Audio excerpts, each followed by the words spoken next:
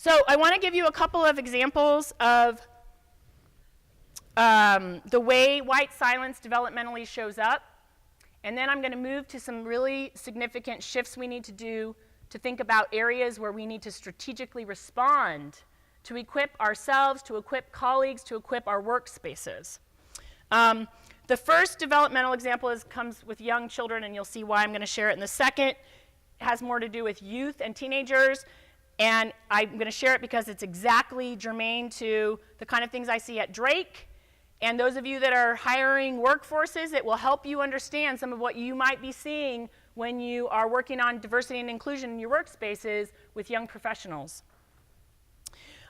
Okay, so we know that implicit bias is something that we talk about a lot. I hear more and more folks talking about that. It's important to talk about implicit bias.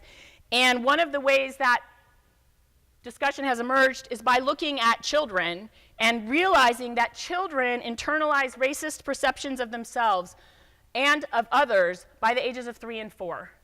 Much, much earlier than adults often realize they are internalizing those things.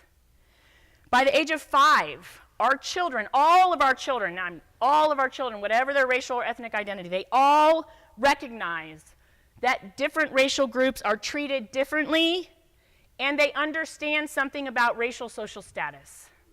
Okay? So if we think about that and we think about if we're messaging kids, everybody's equal, but they're experiencing something different in society, that right there shows us why we're going to developmentally have problems over time.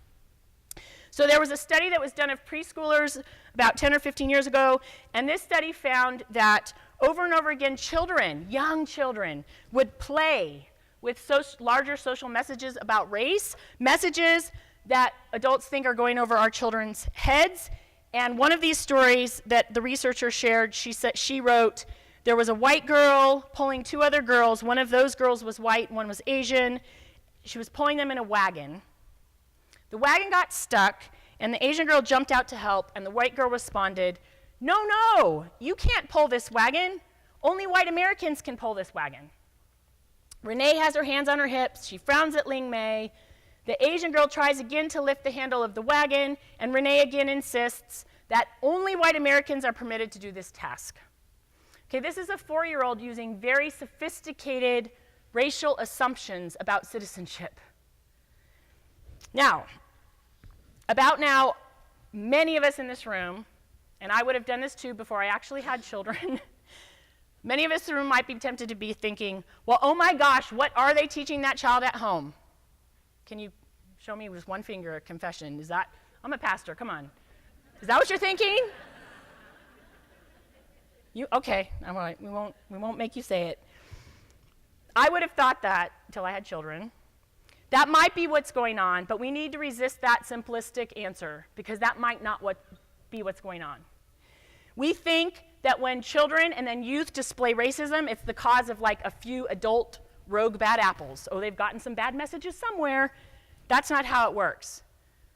Beverly Daniel Tatum teaches us that we need to understand racism like smog. It's in the air. It's in the air here, right now. We all breathe it in all day long. And if the problem is smog, then when we give white silence to children, that's the equivalent of not giving your 4-year-old a breathing mask. We wouldn't do that, right? So that 4-year-old's just breathing in racism, which is negative stereotypes about other people and false superior notions of self, and breathes it right back out.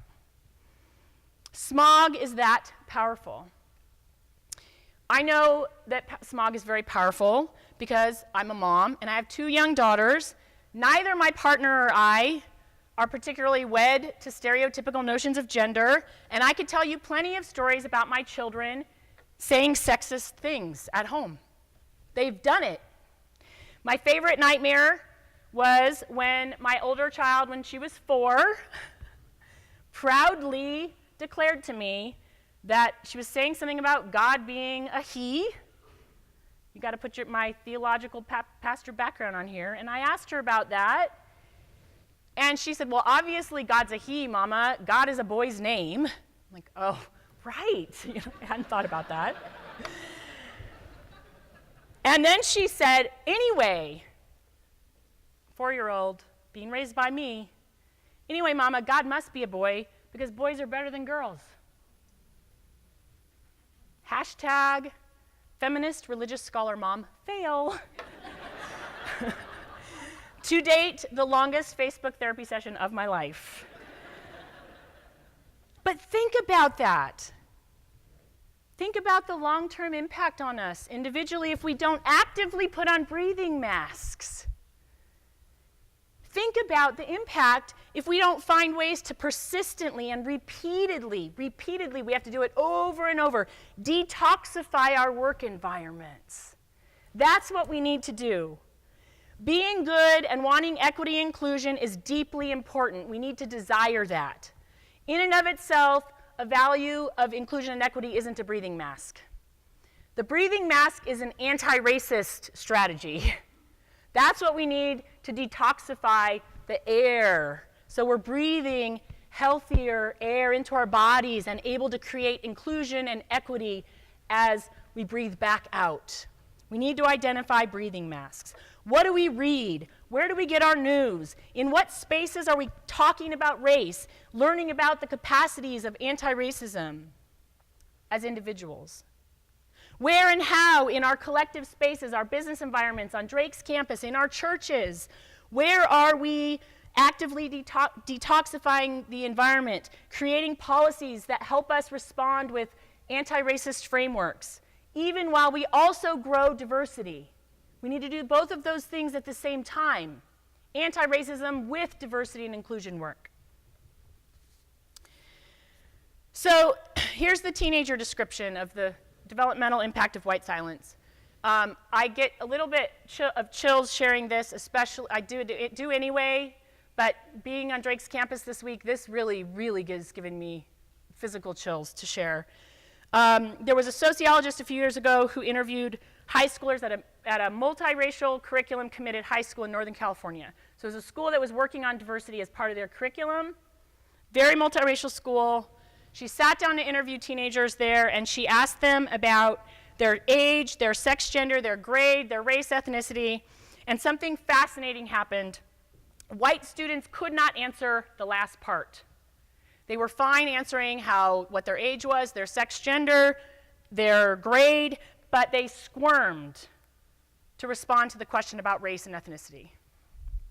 So some of them would give them ironic answers. She writes about one boy who she asked this, and he abruptly, like out of nowhere, took on a fake British accent and goes, "I'm the whitest of the white boys." And she was like, well, that was really awkward. But he was like mock celebrating his whiteness, kind of. And then other students, white students, would play ignorant or be uncomfortable, so they'd say things like, well, I'm white, I guess, or I don't know, I'm white?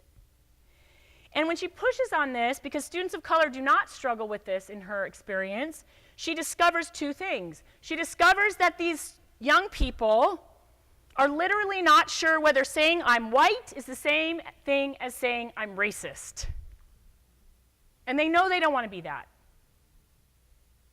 The other thing is that they associate whiteness with quote-unquote cultural blandness and a lack of coolness. And sometimes it's kind of a joke, but other times it's clearly very painful. And I feel really clear that if we don't realize this dimension of our inclusion and equity work is going on, we're going to inadvertently tank some of our own efforts. Because there's a real problem here with that. This is really important. Imagine that you're at an age where uncool is about the worst thing that you can be. Not that anybody in this room has any personal experience with that, right? You are being told to celebrate diversity, that's a key value. This happens at Drake, too. But everybody knows you're not really supposed to celebrate your diversity. You can't just, right? We're back to the second grader story. Yay, I'm so glad I'm white. Nope, that's not how this works. And you are supposed to then not embrace your race, enjoy everyone else embracing theirs, all the while they are perceived and you experience them to be much cooler than you are. How do we think that is going to turn out?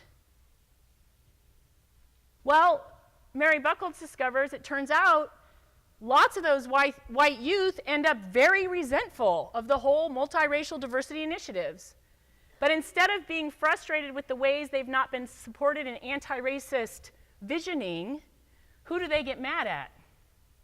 You can say it, I think you know. Who do they turn their resentment on? Their peers of color. And you know who knows this? The folks that are hanging "It's okay to be white" signs at Valley High School. They know that. The folks who did that at Drake last year, they know that. They know that vortex is there. That's related to what's happening on Drake's campus right now. We have got to figure this part out. So here's some of the strategies. Here's how we make anti-racism central in our inclusion work. We learn to notice and figure out where we have some equipping that we need to do so that we can make anti-racism the central fabric of our diversity work, and in intersectional ways. Okay, first, we need to develop a default position of race and justice conscious frameworks as how we start everything we do. We have to start there always. I'll give you a kid analogy. As I said, my kids have 2 moms, and so they've just always known that multiple moms was a thing. I'm not going to have to explain this to them when they're 18, that you can have 2 moms. They just know that that's a thing. And so even though dominant culture says 2 girls can't get married, or you have to have a mom and a dad, when my kids hear those messages, they just think those messages are weird. Like those people clearly don't know how the world actually works, right? It never occurs to my kids that they're the outliers that have to be explained.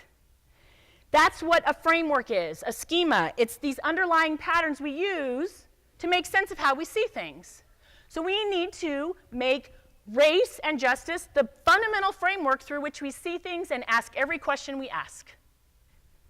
So when I talk about parenting, I talk about teaching young children and youth and professional-aged white pre-professionals. We got to constantly tell them it's normal to notice race, it's good to talk about it, we need to name injustice, and we also always need to show them constantly that people are always acting against racism. My kids think it is normal to interrupt racism when they see it. It's part of their framework now because we talk about it all the time. When they see racism, they're like, "What is wrong with you? You don't do that."